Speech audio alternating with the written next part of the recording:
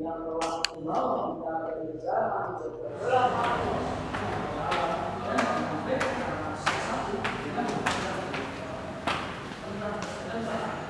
Assalamualaikum warahmatullahi wabarakatuh. Perkenalkan, nama saya Siti Humayratul Rafiatul Rizqah dari SMA Negeri 1 Kajen, Kabupaten Pekalongan.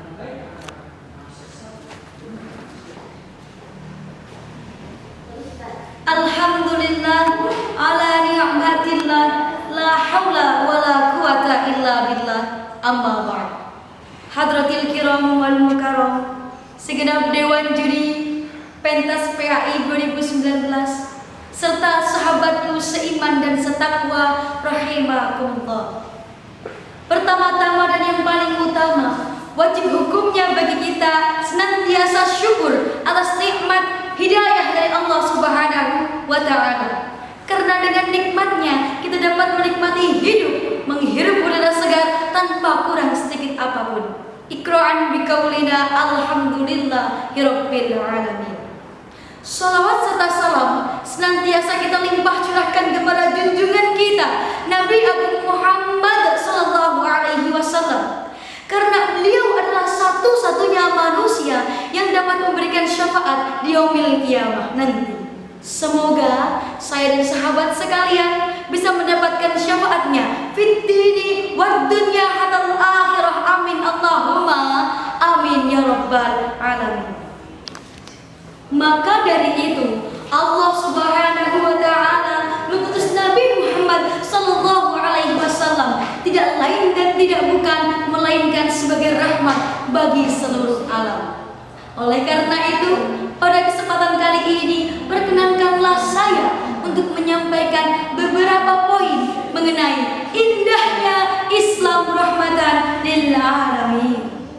Sahabatku seiman dan setakwa, perlu kita ketahui bahwa berdasarkan tafsir At-Tabrani dalam surat Al-Anbiya ayat 107 yang berbunyi, A'udzu billahi minasyaitonir rajim.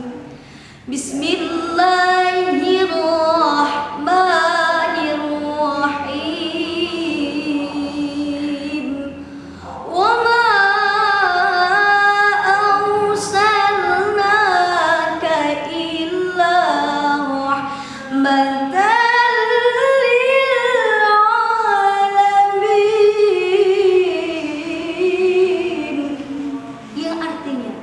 dan tidaklah kami mengutusnya Muhammad melainkan sebagai rahmat bagi seluruh alam.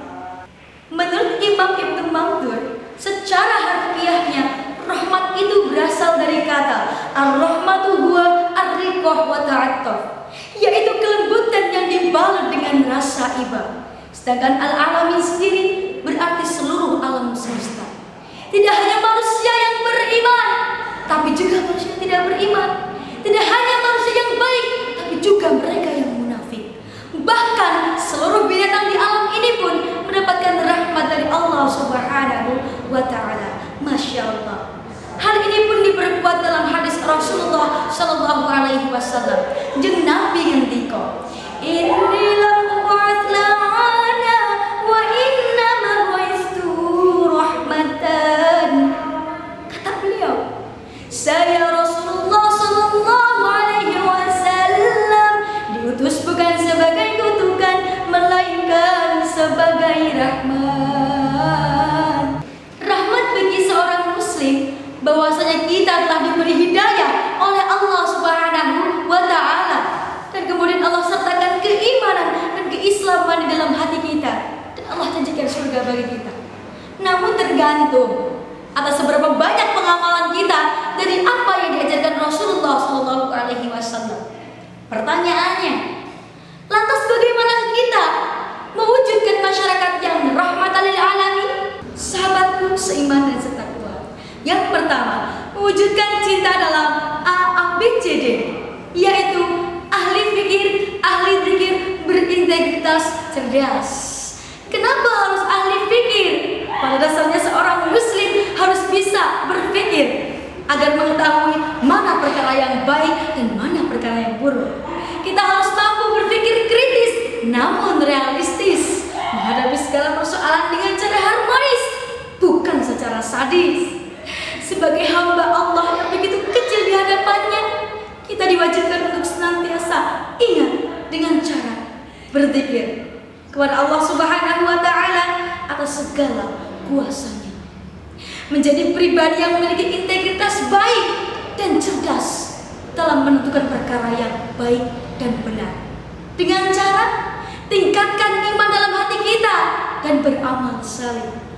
Karena anjing Nabi ngendiko, innallaha la yanzuru ila suwarikum wa amwalikum walakin yanzuru ila qulubikum wa amalikum. Yang kedua, senantiasa semangat dalam triple B. What's the meaning of triple B? Belajar, berjuang, bertakwa. Belajar berarti kita mau dan semangat dalam menimba ilmu, menuntut ilmu, menghilangkan kita, jauhkan kita dari kebodohan. Wajib hukumnya bagi kita, apalagi seorang muslim, karena talabul ilmi faridatun ala kulli muslimin wal muslimah. Belajar pun tidak hanya sekedar pintar matematika, pintar ekonomi maupun sosiologi, atau hanya sekedar formalitas saja, tetapi kita harus bisa sadar akan keadaan. Contohnya, di Indonesia sendiri merupakan mayoritas Islam terbanyak sedunia, betul? Tapi sadarkah kita? Tahukah kita apa yang terselip di dalamnya? Ketika kita jabarkan yang terselip di dalamnya, kenapa terjadi pembunuhan, penyalahgunaan narkoba, pelecehan seksual, minuman keras dan lain sebagainya? Kata orang Inggris bilangnya abstrak. Kata orang Kajen itu sangat ngampro. Loh, perlu kita tahu, kebanyakan dari mereka adalah orang berpendidikan, betul? Mulai dari SD, SMP, SMA sampai perguruan tinggi. Loh, kok santai goyong ini? Ternyata hal ini dikarenakan kurangnya mempelajari, memperdalam Islam secara kafah atau menyeluruh. Karena ibaratnya, bagaimana kita bisa tahu hukum di Saudi Arabia, bagaimana kita bisa tahu hukum di Eropa, sedangkan kita hanya berdiri pada satu titik saja. Allah Subhanahu wa Ta'ala pun berfirman dalam surat Al-Baqarah ayat 208, Ya ayyuhalladzina amanu udkhulu fis-silmi kafah. Hai orang-orang yang beriman, masuklah kamu ke dalam Islam secara keseluruhan. Nanging ora gampang, bukan perkara yang mudah, tapi patut kita perjuangkan. Dengan cara apa? Bertakwalah kita kepada Allah Subhanahu wa Ta'ala, perbaiki hubungan kita dengan Allah, hablum minallah dan hablum minannas. Insyaallah kita akan menjadi muslim yang dirahmati Allah Subhanahu wa Ta'ala. Amin Allahumma amin ya Allah ya Rabbal alamin. Sahabatku seiman dan setakwa, perlu kita ketahui dan sangatlah baik ketika kita amalkan, bahwasanya janganlah suka saling pukul dan jangan sekali-kali saling menghujat, karena Islam itu merangkul dan penuh dengan ribuan nasihat. Sebelum saya akhiri ceramah kali ini, alangkah baiknya kita tenangkan hati, bersihkan pikiran dengan sholawat asghir. Allahumma sholli ala sayyidina Muhammad wa azghil zalimin nabi zalimin wa akhrijna min bainihim salimin wa ala alihi wa sahbihi ajmain. Sekiranya itu saja yang dapat saya sampaikan. Usikum wa nafsi bitaqwallah wallahu lil muwaffiq ila aqwamit thoriq. Wassalamu alaikum warahmatullahi wabarakatuh.